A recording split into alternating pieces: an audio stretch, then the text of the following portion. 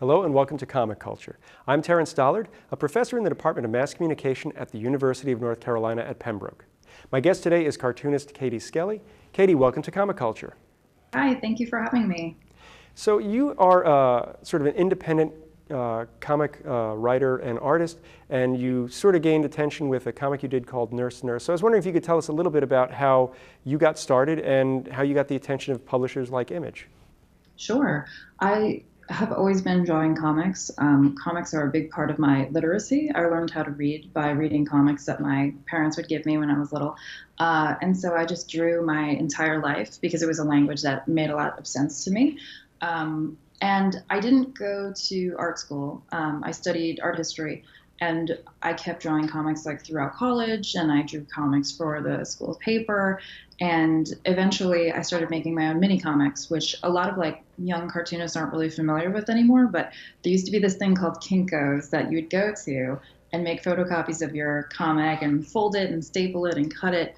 And so I started putting out Nurse Nurse right after I graduated college. And that grew to be about 7 issues, which was like a huge project to manage. I was always in Kinko's. They thought I worked there. Like it was a whole thing.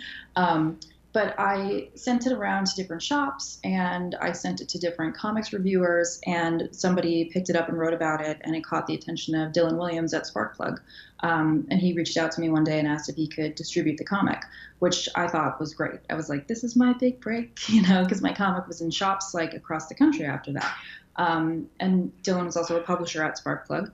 And so when the time came, I pitched the book to him, and he was interested in it, and we just kind of went from there. So yeah, that's really where my career started, about 2010, I would say. What's interesting about this too is, I like to talk about how when I was a kid, my mom would sit me down at lunch and give me the Daily News or Long Island's Newsday and give me the funnies to read. That's what we called it. And that's how I got a real love of comics. And to this day, I will, go to the paper and start reading Blondie. So I'm wondering what books really inspired you that might be the ones that have that sentimental spot in your heart.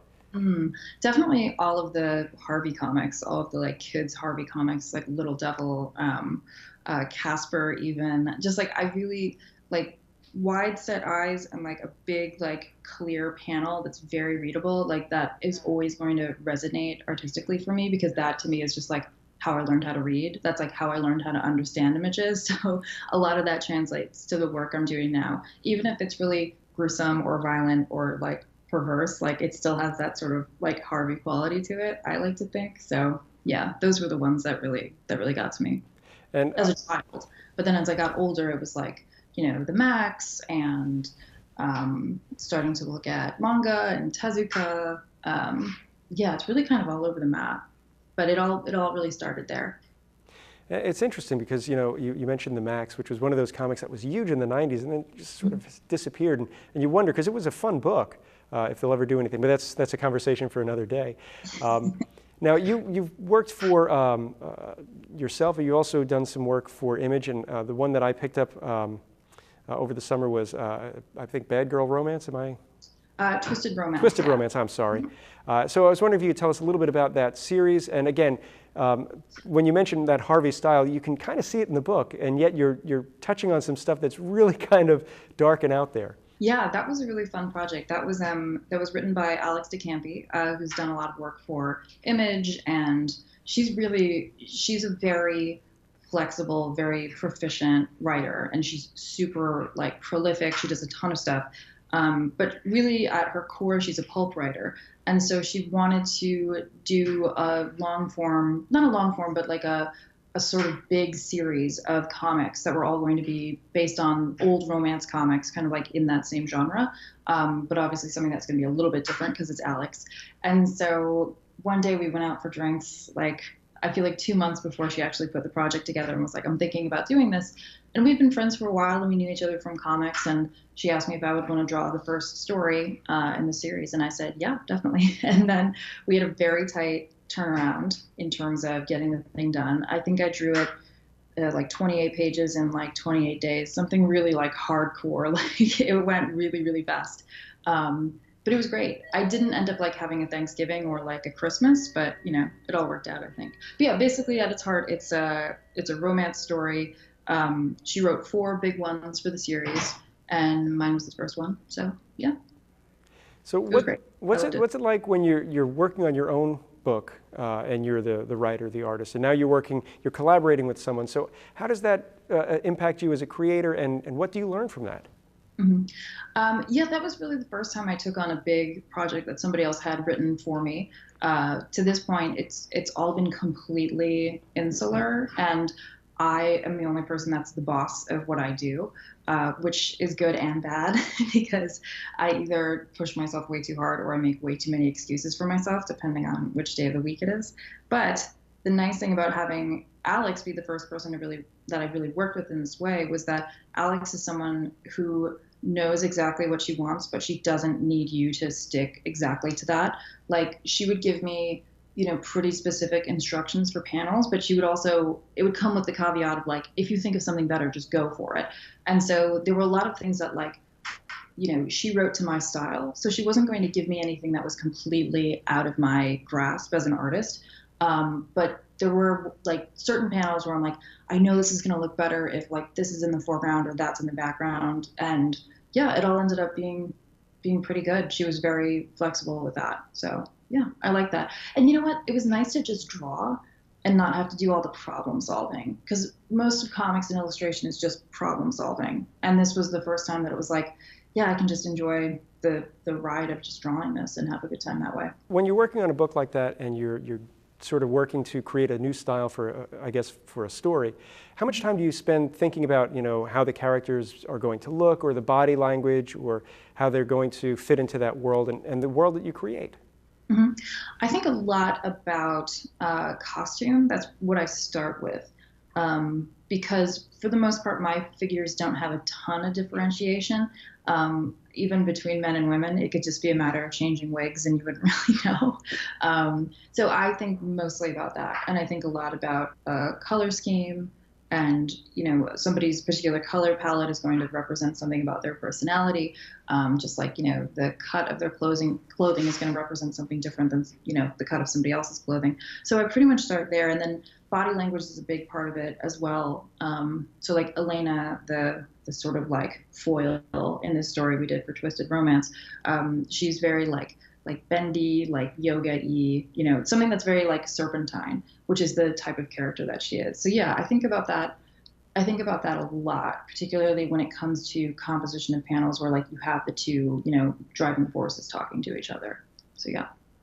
And your style is playful in that you aren't bound by, let's say, if we're reading a Superman book where everything has to be drawn in that perfect Marvel or DC style, the square chin or something like that. You're having a little bit more fun with it. So when you're looking at a character, you can really kind of delve into, I guess, if she's got a kind of a snake-like personality, you can put that into the body language. Yeah, the nice thing is like, I try to balance out like consistency without being too rigid.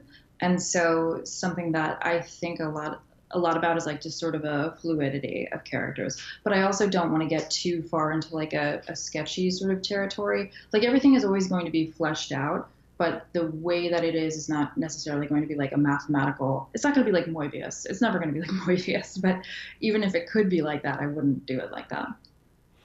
And in your style, you do, I think, mostly black and white, if I'm not mistaken. I have, my first two books were in black and white, but now it's almost all color. So I was going to ask how you're, I guess, making that change from doing, just two shades. I mean, you either had black or white, negative space or positive space, and I'm wondering how you're thinking about the art when you start adding the color in. It didn't feel like that great of a leap. Yeah, I mean, I have been doing some work in color, like for web, a little bit here and there. The big difference was honestly just getting more money to do projects. Like, if I were still, going to Kinko's and everything, I would definitely still be thinking in terms of black and white, just trying to be economical. But now the way that we are able to print is so much different, and there's so much more variety that you can do because it has been sort of like, it's a little bit more democratic because those printing costs are so much lower than when I started. So yeah, now I just throw everything at the wall, and I try to be overwhelming with color because my favorite artists tend to be. I tend to like skew more towards like old Suspiria than new Suspiria, if that makes sense. Like I like something that's going to be really like oversaturated, overwhelming, like the color is almost its own character in the piece. And that was actually what I was going to ask you about, which is how that affects your storytelling. So if you're thinking of color as having this weight and this power within the character's interaction, I guess that just means when you're drawing, the laying out the page and then doing the inks, it might take a little less time because you're thinking about how it's going to come in with another element, but certainly not during the conception phase. Yeah.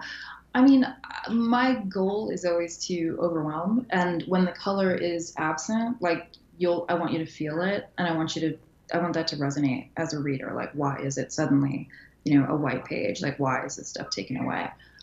So yeah, I think when you're always like at 11, like the way that my comics tend to be, it's almost more shocking to dial things down than to amp them back up again. And so that's an effect that I like to use in my work now. And you talked about resonating with readers, and one of the things that I've noticed is you do have a pretty good following on social media, and you were recently able to do the Bad Girl Tarot Kickstarter. So I'm wondering, when you come up with a concept like this, and you decide you want to do the Kickstarter, how are you reaching your target audience and trying to get them to support you? Mm-hmm. The nice thing is, having done this for 10 years now, like I do have a very good core of readers, and I feel really grateful for that. I would say I'm like a fairly consistent artist. Like you can pretty much expect a book from me every 2 to 3 years, which I think is pretty good. And so I've just been able to keep building that group that way. In terms of reaching out, the nice thing about the Kickstarter was like I really didn't do too much extra than I normally would do. Again, I really aim for consistency with communication with my fan base or community or whatever you want to call them. But I think if you're regularly posting work and sharing work and making comics, like that group is gonna stay with you and stay with your work. So with the Kickstarter, I really just I pushed it on my own social media, and I went to maybe 1 or 2 people that I know that like do tarot, specifically, or write for XYZ site, and just ask them if they wouldn't mind sharing it or posting it. But for the most part, I looked at the analytics of it because that's what I do. And like most of the traffic that got driven to it was through my own social media. So yeah, I mean, that's definitely something that I would advise young artists or people just getting started to cultivate, because it's pretty useful when you need to get some projects done. And when you're thinking about doing a project on Kickstarter, how are you factoring in, how do you, I guess the materials to get everything printed is going to cost X amount of dollars, but how do you work it out so that maybe at the end of the day you can put some money in your pocket to pay, the electric bill and some groceries and that sort of stuff? Yeah. Well, this was such a learning curve for me. So the project blew up. I was hoping to make $7,200 to pay for everything. And we ended up getting close to 13,000, which is fantastic. But with that comes a sort of expectation of like, okay, well now you're going to really develop this product. So I was trying to do stretch goals and say like, I'm going to do this, add foil to the deck and do this and do that. And eventually what happens is like, you have a whole bunch of rewards and extra features that just kind of take away from your project. Which, I think we were able to keep it. When I say we, I mean me. I don't know why I'm talking about it like it's a team, but I was able to keep it somewhat in check with that. But yeah, I mean, there wasn't really a whole lot left over to put in my pocket because the number of, patrons just exploded. And so most of it was just going towards printing costs. But the nice thing was, because I had a set of maybe 250 orders, I was able to order 500. And so the rest of the 250, whatever I sell there, that's just money that I get to keep. So it all, it's working out that way. And it's like, I'm almost out of those. I'm going to need to reprint it soon. Those boxes are so heavy, but it's a good problem to have. It seems like you do a lot of time in between. I know that you have a full-time job. You're cartooning, you have a family, you have things that you want to do outside of work, and you're also doing all of this promotional work, including going to conventions. So we spoke at HeroesCon this year in Charlotte. When you are going to a convention, how are you sort of budgeting for that? I mean, not exact figures, but how do you plan for that to keep yourself afloat and yet still come back at the end of the convention thinking that this was, value add to your business? Yeah, definitely. I mean, I always try to set a goal with any comics professional thing that I do. So even if it's like, okay, I want to make XYZ amount of money, it's also like, I want to make a connection with this person who works for this publisher, or I want to make a connection with this person who, like, I know if they tweet about my stuff, it'll be a big deal. Like, so I'm always kind of like maneuvering in my own way. So even if the money isn't there, I don't like give myself a heart attack at the end of the day.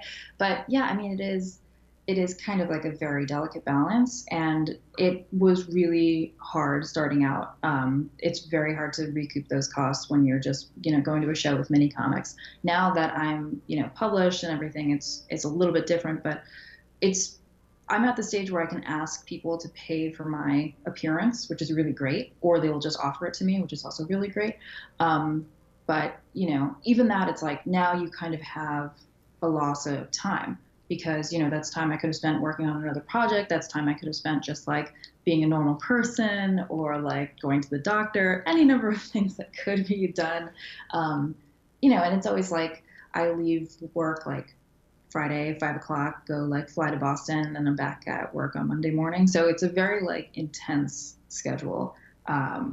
Yeah.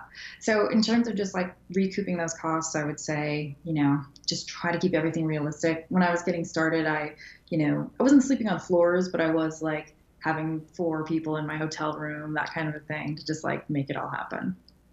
And we talked about sort of meeting different publishers or editors or something like that. When you go to these shows, you were on a panel this past year in 2018 with I think 3 or 4 other creators. And I'm wondering if that's a cohort that you knew ahead of time, or is that someone that you're just kind of put on that panel with? And do those relationships help you when you're ready to move on to the next stage? It never hurts to just like make as many acquaintances and colleagues as you can, I think, in any sort of profession or setting. So yeah, I mean, with the one that I did at Heroes, it's like I met Teenie Howard, and I never met her before. And then like a couple months later, I just did a variant cover for Euthanauts #4, her comic. So yeah, I mean, it never hurts. It doesn't hurt to be a nice person. But for the most part, I mean, it's just kind of like, when you do a panel, you're just getting thrown with a bunch of people. The best panels are ones with, people you already know, you have some kind of background or some kind of chemistry with. And definitely the best ones are ones where the moderator does a lot of research. And I feel really glad to have done those at Heroes, because both the moderators I had were great.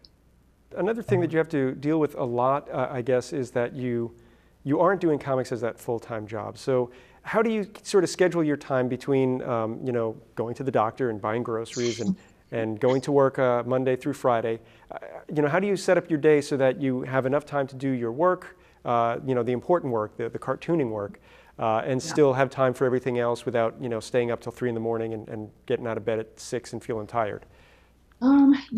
I wish that there was another way to do it, but I think the 3 a.m. schedule is kind of the most realistic.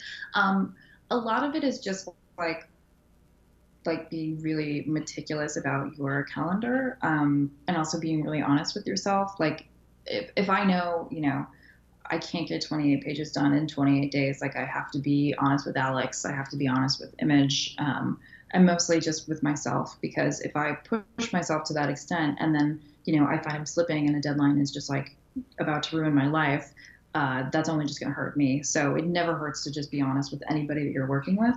But in terms of my own scheduling, it's like I like to always, when I'm drawing a page, I always give myself like another 20 minutes of work on it. So like what I mean is, when I am done working for the day, I will leave 20 minutes worth of work on that page for the next time that I start working, because it's so intimidating. It's just like, come sit down to a blank page. You're just like, this is the worst thing in the world. I can't do this, So I find that like, it's just that object in motion kind of a thing. Like you just want to sit down and be like, oh, I remember exactly where I was, and like just finish up that way. Then you can get started on the next one. So that's really helpful. I try to do like 3 nights a week, like be social and or exercise. Sometimes it's just more exercise. and then give myself like 2 nights during the week that I'm like, no matter what it is, if it's drawing, if it's shipping stuff, if it's, reaching out to publishers, begging for royalty checks, if it's, whatever, 2 nights have got to be, at least 2 nights have got to be comics work in some capacity. So right now I'm like between books. So I'm starting to write one. I haven't started drawing it yet, which is just like gnawing at the back of my mind, like making me insane. But yeah, it's just a matter of like keeping your schedule, sort of realistic. It's interesting because heard from Lee Weeks once, who said that he likes to do the same thing. He will leave part of the page undone so that way he doesn't feel like he's starting from scratch that next day. And he says he likes to maybe finish up some, spotting the blacks or something like that on a page. It's fun to hear someone else has got that same philosophy. Yeah, yeah. I heard that from another cartoonist too. I can't remember who that was. But yeah, it's very helpful. And you talked about writing a book, and I'm wondering, when you're writing, are you putting everything down, or are you saying, I just have the basic idea, I'm going to kind of do that Marvel method where I write the plot, and then I'm just going to, as I start to draw, that's when it's really going to come to life? Definitely that way, yeah. But anytime that I've gone and written a script, it's like I just throw half of it out. Like I like to keep the first part that I wrote, and then I'm like, I don't care. Like whatever happens, happens. Like I'm going to figure this out on the page. So yeah, I really like that method. Some people really don't like that method. But I'm not just like, I'm good at planning everything else, but when it comes to the actual, like the work, like it's so difficult for me to like create and analyze at the same time. Be like, is the story going the way I want it to? And there's so much magic in the actual creation. Like it could go anywhere, so why try to stop that train? So are you just thinking in terms of, as you do the plot, are you thinking in terms of just the big beats, like, this is what's going to happen, this is my inciting incident, this is what's I think should be, the middle act, and this is how everything's going to wrap up, and then I'm just going to take it and see where it goes? Yeah, exactly. And I guess that's kind of fun because you have the flexibility to be inspired again and just change things without it really feeling like you're ripping up all the carpet to get down to the hardwood floors. And when you think about it, it's like a comic has such a long shelf life as a creator, because it's like from the time that you think of it to the time that you like write it and draw it, and then it gets published, and then you're doing publicity for it, and then you're taking it on the road for like a couple years. Like it's a long life cycle. So if it's not something that you are like 100% in love with all the time, it feels like such a slog. So yeah, it's good to just constantly keep it exciting. I see we have about 5 minutes left before we have to wrap up, and I'm just wondering if you could tell us a little bit about some of the work that you've done in terms of, I guess, some of the projects you've done the art on. I'm just wondering if you could tell me a little bit about the tools that you use. It's kind of a thing that I love to hear is how people do their inks, and I'd use the Copic markers. Some people use the brushes, and I'm wondering what you use to put the ink on the board. I use a Papermate Flair pen. It is my favorite pen in the world. It's a great felt tip, supposed to be just like a writing pen. Basically, every office in the world has them. So if you want to just start drawing at work, just grab one. But yeah, what I like about the Flair is that the weight is really good. I like how it I use Bristol, so I like how it sticks to the Bristol. It's not like a bleedy type of pen. It just has the right thickness. And something that I've started doing recently is going over, I did this, my first big color book from Fantagraphics, My Pretty Vampire. I started going over the lines again after I'd inked them already. So now they have this very shaky, Guy Pillart type quality to them, but I'm not using a brush because I can't do a brush. So it's almost like this extra layer on top of the meaning of the comic, because I'm doing this fake brush. It feels, I don't know, I love it so much. But yeah, Papermate Flair. Also, I just use pencil and I like to erase it after I've inked. I'm very old school, and by old school I mean completely not efficient. So the Flair will not smudge after you erase on top of it. So I love that. I think there's something fun about taking a utilitarian tool like a pen that you would use in the office and using it for something really creative, because I know a lot of times if I'm at work, I spend a lot of time on the computer doing editing or graphics or something. There is just something so freeing about while you're on the phone with somebody, just to start doodling on a piece of paper with a pen, and you can get that line the way you like it for that moment. Absolutely. And I'm just wondering, is that sort of the mindset that you have? It's it's just such a counterculture way to make a comic?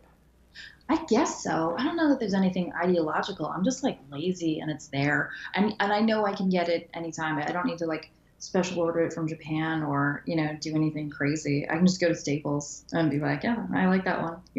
Or just like literally like even like Bodega has them. Like it's perfect. It's the perfect pen. You can take it to go. Yeah, I love it. And I guess, again, you're doing the pencil on board and everything. Is that simply because you're like I am? I'm surrounded by technology all day. I like that return to the basics. I'm wondering if that's your mindset as well. I just like, even though I like to kind of meander in like my storytelling or whatever, like I'm a total control freak when it comes to line. And so I've just never really been satisfied with any like tablet experience that I've had. The first time I used it, I didn't understand it and I like scratched it and it didn't belong to me. So I just have like it has bad juju for me. I don't like tablets. But also I'm at the point now that like, doing graphic novels and everything, you generate so many pages and I have a pretty decent like collector market for those now. And so people are buying those pages. And so it's like, why would I take that? Why would I take money out of my own pocket? Well, that's a good. I'm just going to scratch it. I don't know how to do it. It's a good philosophy. Katie, we have about a minute or so left. If people are watching and want to find out more about your work or maybe to find some of your comics, how can they do that? They can go to my website, which is katieskellycomics.com. Okay, and if they wanted to find you on any of the social media outlets, how could they do that? Yes, on social media, I am at nurse_nurse on Twitter. And then Instagram, it's my last name 3 times, Skelly, Skelly, Skelly. If you say it 3 times, do you appear like I Beetlejuice? Yes, I do. Well, Katie, we are out of time. I want to thank you so much for taking time out of your schedule to talk with us. I'd like to thank you at home for watching Comic Culture. We will see you again soon.